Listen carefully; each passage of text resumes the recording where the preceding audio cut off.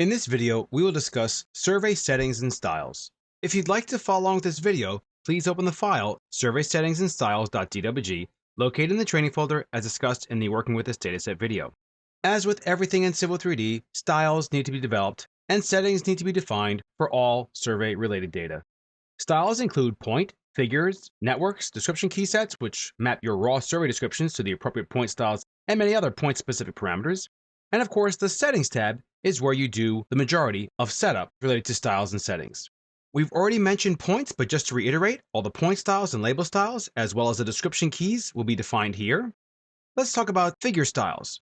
Figure styles are used to map the actual line work to go on specific layers and control what should be displayed.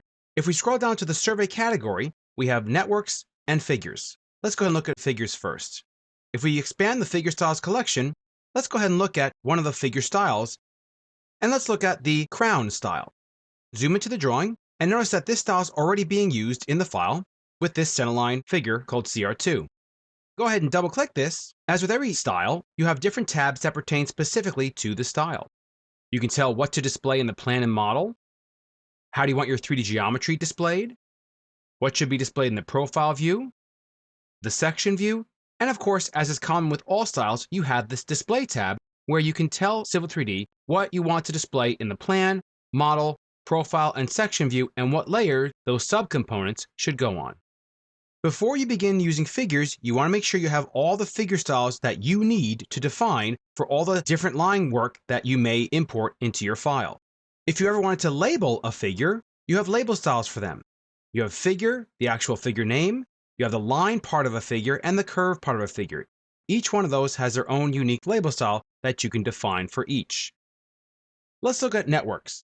The network style is used to define how Civil 3D will display the different components of a survey network, such as the side shots, direction lines, and error ellipses.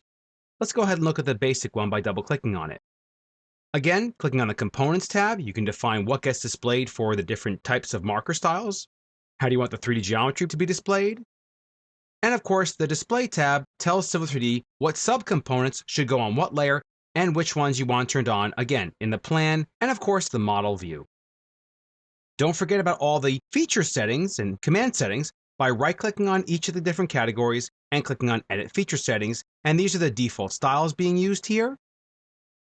And if there are any commands, these are the different command settings that will be used when running these commands.